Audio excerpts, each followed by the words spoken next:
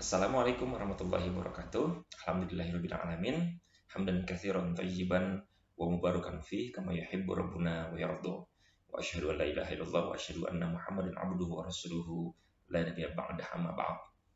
Sahabat sekalian, para mujahid dan mujahidah Epos Cagar Foundation, para peserta leadership dan coaching Seven Habit yang dimuliakan oleh Allah Subhanahu wa taala. Alhamdulillah kita ketemu lagi dalam sesi persiapan untuk memasuki sesi kelima dalam program coaching kita yang eksklusif akan dibimbing langsung oleh Coach Ali Damanik. Alhamdulillah kita akan sama-sama memasuki fase berikutnya dari proses pembelajaran kita, yaitu bagaimana kita menerapkan kebiasaan, 7 kebiasaan yang efektif. Dan untuk menerapkan 7 kebiasaan itu kita harus paham prosesnya sebagaimana dijelaskan oleh Stephen Covey, yaitu harus mulai dari membentuk paradigma.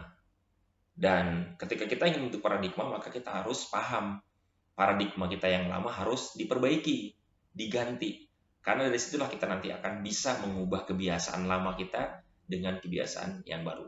Oleh karena itu, izinkan saya mengajak kita merenung saat ini tentang panduan bagaimana kita mengubah kebiasaan. Nah, ketika kita bicara tentang kebiasaan, maka kita akan berbicara tentang bagaimana paradigma itu tertanam sejak lama. Itulah yang akan mengendalikan kehidupan kita dan menentukan nasib kita pada akhirnya. Nah, kalau kita tidak ingin nasib kita buruk, maka kita harus mengubah kebiasaan kita dan paradigma kita. Dan berbicara tentang mengubah kebiasaan berarti kita berusaha untuk mengetahui apa-apa saja yang harus dirubah, apa-apa saja yang harus diperbaiki, apa saja yang kurang baik. Dan itulah disinilah kita ketemu dengan konsep Islam yang mengajarkan kita untuk selalu berusaha memperbaiki diri. Itulah ciri-ciri orang yang bertakwa. Allah Subhanahu wa taala berfirman, "Ya ayyuhalladzina amanu taqullaha wal tanzur nafsum ma qaddamat lighad." Kita diperintahkan oleh Allah Subhanahu wa taala untuk menengok ke masa lalu kita. Artinya menengok kesalahan-kesalahan dan keburukan-keburukan kita ligot untuk kemudian hari kita perbaiki, jangan sampai terulang lagi. Nah, jadi sebetulnya bersinggungan yang sangat kuat antara konsep Seven Habit dengan Islam itu luar biasa. Yang diajarkan oleh Seven Habit malah nggak ada apa-apanya. Kenapa? Islam sudah mengajarkan jauh lebih dahulu dan jauh lebih mulia. Ini hanya pendekatan saja. Nah, teman-teman yang Allah muliakan, maka ketika kita ngomong tentang muhasabah yang merupakan ciri orang bertakwa, berarti kita berhadapan dengan sebuah langkah besar untuk melakukan sebuah proses perbaikan, evaluasi. Nah, dalam hal ini maka kita akan ketemu dengan konsep taubat. Karena bicara soal evaluasi, muhasabah, perbaikan berarti kita bertaubat.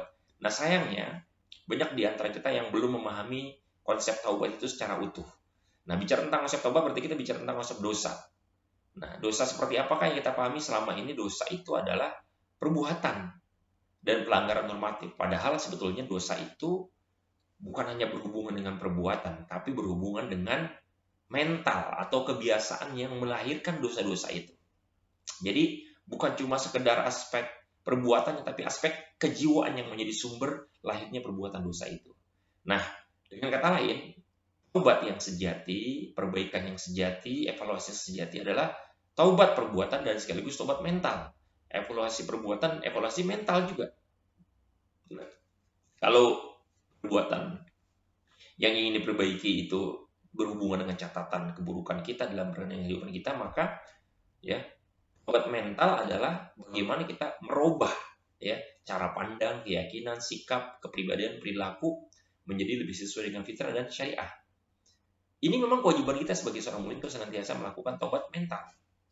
Makanya Allah mengatakan ya dalam Al-Qur'an ya bahwa orang-orang yang dia bertaubat ya tidak akan mengulangi lagi, walam yusirru ala ma fa'alu wa hum ya'lamun. Itulah taubat mental. Buat kebiasaannya, kebiasaan yang berubah menjadi lebih baik.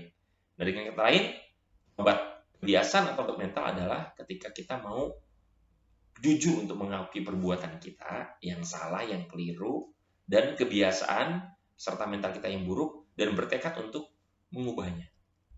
Nah, di sini ada 7 kunci yang sangat penting yang kita pahami agar kita bisa melakukan sebuah proses perubahan, membangun kebiasaan, membentuk kebiasaan yang baik dengan cara menyisihkan, menyingkirkan, menghilangkan perbuatan-perbuatan yang buruk. Yaitu harus melalui proses perubahan dengan 7 kunci perbaikan diri. Dan bicara soal perbaikan diri ini sebenarnya memang sudah merupakan bagian dari keimanan. Kenapa? Kita orang-orang beriman disuruh oleh Allah SWT untuk memuhasabah diri, mengevaluasi diri.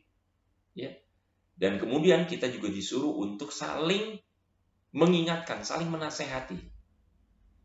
Allah Subhanahu wa taala berfirman dalam Al-Qur'an, ya, wal asr innal insana lafi khusr illa alladziina amanu wa 'amilus shalihat wa tawassaw bil haqq wa tawassaw bis sabr.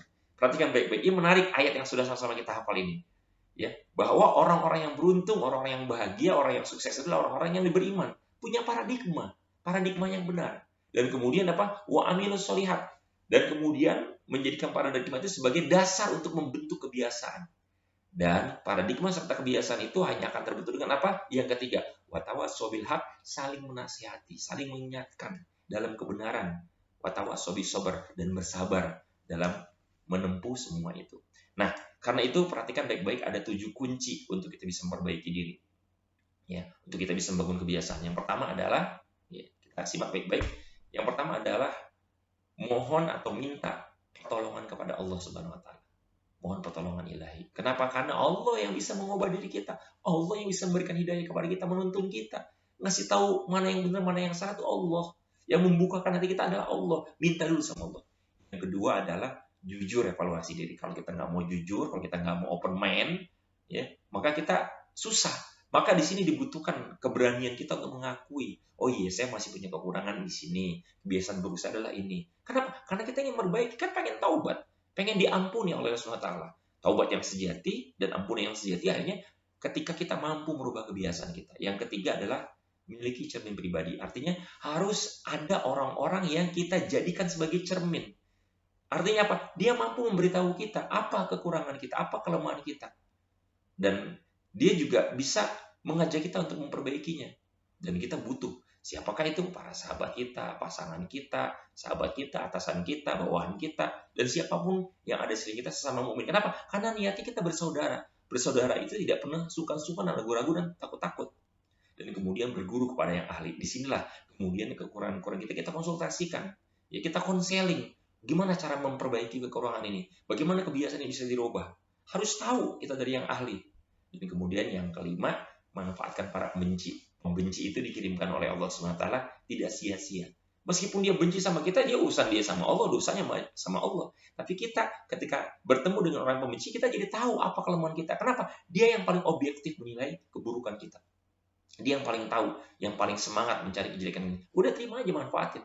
Jadi kita nggak usah takut merasa kita jadi rendah, merasa aib kita diketahui, nggak masalah. Kita terima. Dan yang keenam, apapun setiap yang terjadi, apapun yang terjadi, pasti ada hikmahnya, ya.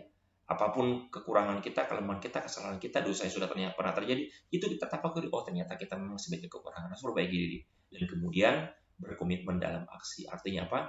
Kita harus konsisten melatih diri kita, menerapkan ini pelan-pelan, sedikit demi sedikit, mengerjakan tugas-tugasnya, ya, dan kemudian mengevaluasi lagi, memperbaiki lagi, mengerjakan lagi, nggak pernah putus asa untuk mencoba, untuk menerapkan, meskipun memang berat prosesnya, tapi kita harus tempuh. Insya Allah inilah yang akan mengantarkan kita kepada perubahan kebiasaan. Dan sebagai oleh-oleh, saya akan kirimkan satu nasihat yang sangat indah dari guru kita Agim, yang akan bisa menambah semangat kita untuk belajar memperbaiki diri, merubah kebiasaan dengan cara mengevaluasi diri kita. Baik evaluasi oleh kita sendiri dengan jujur, maupun evaluasi dari orang lain, dari sahabat kita, dan juga dari guru kita.